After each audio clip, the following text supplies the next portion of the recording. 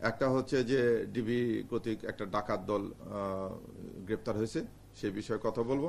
আর আপনারা জানেন যে সম্প্রতি মানে গতকালই ধানমন্ডি এলাকায় ছিনতাইকারীরা ছিনতাই করতে গেছিল, পুলিশ বাধা দিলে পুলিশকে চাপাতি দিয়ে কোপ দেয়, তারপরে পুলিশ গুলি করে সেই ধাওয়া করে সেই ছিনতাইকারীদের গ্রেপ্তার করে। এ বিষয়ে আগে একটু আমার এডিসি ধানমন্ডি আছে, সে একটু কথা বলবে। কথা বলার পরে তারপর আমি সার্বিক বিষয়ে কথা বলবো। সে একটু ঘটনা বর্ণনাটা দেবে আপনাদের জন্য।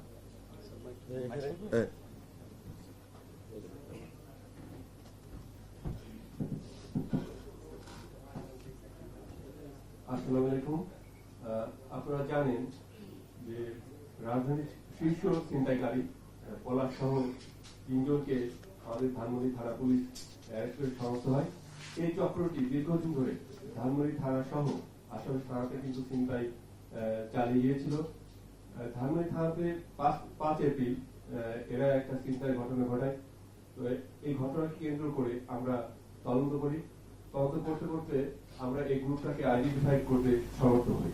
তো ঘটনার দিন 11 তারিখ ভোর 5:45 5:20 আমরা জানতে পারি যে গ্রুপটা মোহাম্মদপুর টাউন হলে অবস্থান করছে ছিনতাইয়ের উদ্দেশ্যে। যেহেতু সংযুক্ত আসামি, আমাদের টিম এবং মোহাম্মদপুর টিম, দুটা টিম যৌথভাবে আমরা ঘটনাস্থলে যাই। যাওয়ার পর তারা পুলিশের উপস্থিতি টের পেয়ে আমাদের টিমকে আক্রমণ করে। তাদের হাতে ধারালো চাইনিজ কোড়া, মানে দ্বিমুখী ধারালো চাইনিজ কোড়া চাপাতি দিয়ে আক্রমণ করে। আক্রমণ করলে আমাদের যে অফিসার সাইফুল এসআই ও 4 রাউন্ড গুলি করে। গুলি করলে সাকিব ছিনতাইকারী তার পায়ে গুলি লাগে। লাগার পর যখন পড়ে যায় তখন ওই সাকিব এবং শীর্ষ ছিনতাইকারী পলাশ আর বিপ্লব, এই 3 জনকে ঘটনাস্থলে আমরা গ্রেপ্তার করতে সমর্থ হই। আমাদের অফিসার সাইফুল তার পায়ে গুরুতর আঘাত আছে, পরে চিকিৎসা নেই, ব্যান্ডেজ আছে। আর 2 জন ছিনতাইকারী সরাসরি মেডিকেলে চিকিৎসাধীন অবস্থায় আছে। ধন্যবাদ এডিসি ধানমন্ডি। আপনারা অবগত আছেন যে ঢাকা মহানগর গোয়েন্দা পুলিশের ওয়ারি জোন গতকাল গোপন তথ্যের ভিত্তিতে আন্তঃজেলা ডাকাত দলের 5 জন সদস্যকে গ্রেপ্তার করে। তারা যাত্রাবাড়ি এলাকায় একটা স্থানে একটা ফার্নিচারের দোকানের সামনে সমবেত হয়ে ডাকাতি করার প্রস্তুতি নিচ্ছিল।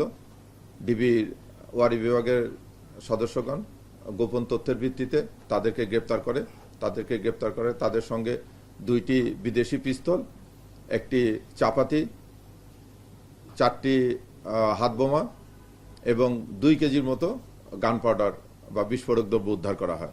এবং তারা এই ডাকাতির কাজে ব্যবহারের জন্য যে 2টি মোটরসাইকেল নিয়ে আসছিল, সেই 2টি মোটরসাইকেল আমরা গ্রেপ্তার করেছি। তাদের পরিকল্পনা ছিল যে আসন্ন ঈদুল আজহাকে সামনে রেখে যে বিকাশ নগদে প্রচুর পরিমাণ টাকা ট্রানজ্যাকশন হবে। তারা প্রথমে পরিকল্পনা করেছিল যে এই টাকাগুলো বিকালবেলা যখন ক্যারি করবে, যে কোনো একটা এজেন্টের কাছ থেকে এই টাকাগুলি তারা ছিনিয়ে নেবে।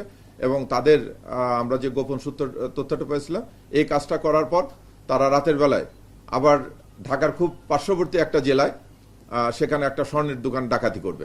এই প্রিপারেশন নিয়ে তারা আসছিল। এই 4 জনই ঢাকার কেরানীগঞ্জের বাসিন্দা, আর একজনের নারায়ণগঞ্জের বাসিন্দা। তাদের এক একজনের নামে 5-6টা করে মামলা আছে এবং তাদের আর একটা মোডাস অপারেন্ডি আছে। তারা এক এক জায়গায় একক নামে তারা নিজেদেরকে পরিচয় দিচ্ছে। আমরা এই মামলা সূত্রগুলো ক্ষেত্রে মানে উদ্ঘাটন করতে যেয়ে দেখতেছি যে তাদের ছবি মিলে যাচ্ছে, কিন্তু তারা একক জায়গায় একক নাম ব্যবহার করতেছে। যখন ধরা পড়তেছে তারা কাশিমপুরে এক নাম ব্যবহার করছে, ঢাকা কেরানীগঞ্জে আর এক নাম ব্যবহার করছে, ডিএমপিতে এর আগেও ধরা পড়ছিল তখন আর এক নাম ব্যবহার করছে। তো এদের এটা মোডাস অপারেন্ডি, যারা একক নামে একক জায়গায় পরিচয় দেয়, যাতে তাদের বিরুদ্ধে যে মামলা, এই মামলাগুলো যেন সঠিক পরিসংখ্যান বা সঠিক তথ্য পুলিশের কাছে না থাকে। তা আমরা তাদের ছবি দেখে এবার শনাক্ত করতেছি এবং এ পর্যন্ত আমরা দেখলাম যে তাদের 5 জনের নামে টোটাল 14টির উপরে মামলা আছে। তা আমি আপনাদের মাধ্যমে যারা এই যে আমাদের ক্যাশ ক্যারি করবে, বিশেষ করে নগদ এবং বিকাশের যে সমস্ত এজেন্ট ভাইরা আছে, তাদেরকে বলবো যে আপনারা বড় পরিমাণ ক্যাশ ক্যারি করার আগে এরকম মানে এটা গোপন রাখবেন।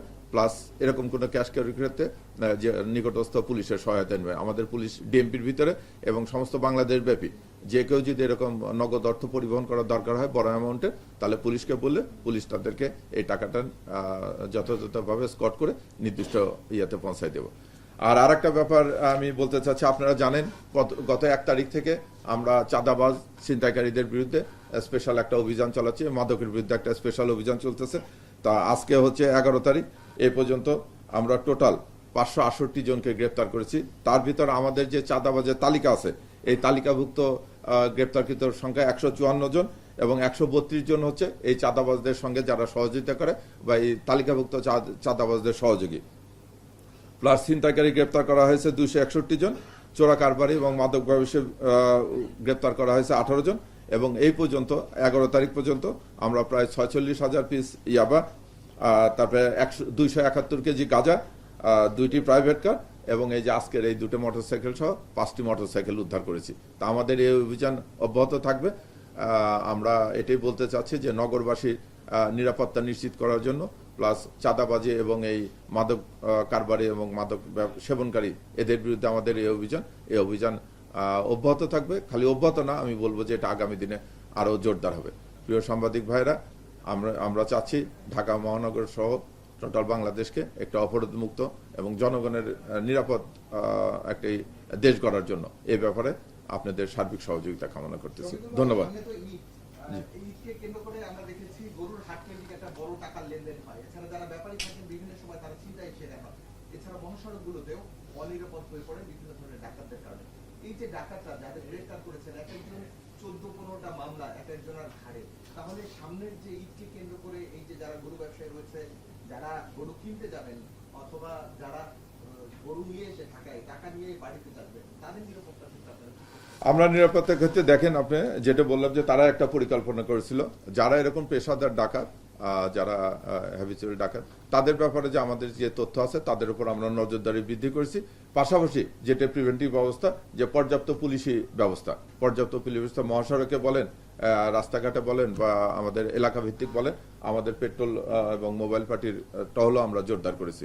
আমরা আশা করতেছি যে ইনশাল্লাহ আমরা কোনো ইয়ে করতে দেবো না, অপরাধী যেই হোক তাকে আমরা গ্রেপ্তার করতে সক্ষম হব। ভাই, আপনি যে চাঁদাবাজ আর ছিনতাইকারীদের কথা বলেছেন, আমরা যতটুকু জেনেছি যে এইসব চাঁদাবাজ ছিনতাইকারীরা রাজধানীতে শীর্ষ সন্ত্রাসী যারা আছে, যে গ্রুপগুলো আছে, তাদের হয়ে কাজ করে। তাদেরকে আপনারা নিজেকে ধরেছেন, তাদের বিষয়ে কি অবস্থা হচ্ছে? আসলে আইনি আওতায় আনা সম্ভব হচ্ছে না কেন? আর টিটন হত্যাকাণ্ড, শিশু সন্ত্রাসী অপরাধীরা কি দেশে আছে? আপনার ইন্টেলিজেন্স রিপোর্ট কি বলছে, নাকি তারা প্রতিবেশী দেশে পালিয়ে গেছে? প্রথম যদি বলেন যে সমস্ত চাঁদাবাজ যা ছিনতাইকারীকে আমরা ধরতেছি, আমরা তো তাদেরকে নিয়ে এসে একটা নির্দিষ্ট মামলা দিয়ে হচ্ছে তাদের জিজ্ঞাসাবাদ করতেছি। জিজ্ঞাসাবাদে তারা যদি ওরকম আপনারা যেটা বললেন যে তথাকথিত গডফাদার বা বড় ভাই বা এলাকা ভিত্তিক যে ইয়ে আছে, তাদের লিডার আছে, তাদের নাম বললে এগুলো আমরা এভিডেন্স হিসেবে রেখে দিচ্ছি। আমরা অবশ্যই তাদেরকে আইনের আওতায় নিয়ে আসবে। এ ব্যাপারে কাউকে ছাড় দেওয়া যাবে না। আর টিটন হত্যাকারী বললেন, এটা তদন্তাধীন মামলা। এই মুহূর্তে আপনি একবারে স্পেসিফিক যে প্রশ্নটা করেছেন যে তাদের অবস্থান সম্বন্ধে, এটা একটু তদন্তের স্বার্থে আমি ডিসক্লোজ করতে চাচ্ছি না। আমরা এটা নিয়ে চেষ্টা করতেছি, ইনশাল্লাহ অপরাধীকে আমরা ধরতে পারব। অনেকদিন হয়ে গেল তো খুনিদের যে তারা পালানো, রায়ের বাজার যাওয়ার পর তাদের আর ডিটেকশন পাওয়া যাচ্ছিল না, আমাদের যে তথ্য ছিল সেখান থেকে আপনারা তাদেরকে চিহ্নিত করতে পারছেন কিনা? তাদের গাড়িটা ছিল নাম্বার বি, তাদের শনাক্ত করতে পারছেন? এখন আপনার প্রশ্নের ভিতরে আপনার উত্তর আছে। আপনি বলছেন যে রায়ের বাজার যাওয়ার পর তাদের আর ট্রেস পাওয়া যাচ্ছে না। তা রায়ের বাজার পর্যন্ত কে গিয়েছিল এটা যেহেতু জানতে পারছি, তাহলে আপনারা ধরে নেন যে খুনিদেরকে আমরা মোটামুটি একটা ছকের ভিতর নিয়ে আসছি। আমরা একটা নির্দিষ্ট টার্গেটকে নিয়ে গেছে, তবে আমরা কোনো বিষয় ছাড় দিচ্ছি না। শুধু ওই এক টার্গেট নিয়ে আমরা পড়ে আছি তা না। আপনারা এখানে জানেন যে মিডিয়াতে প্রচুর এটা নিয়ে আসছে, বিভিন্ন কথা আসছে। তা আমরা সবগুলো সাদরে গ্রহণ করেছি, কারণ আমাদেরকে সবগুলো দেখতে হবে। এটা তো মানে একবারে রহস্য উদ্ঘাটন না করার জন্য, না করা পর্যন্ত আমরা সবগুলো তথ্য মাথায় রেখে আমরা এগোচ্ছি।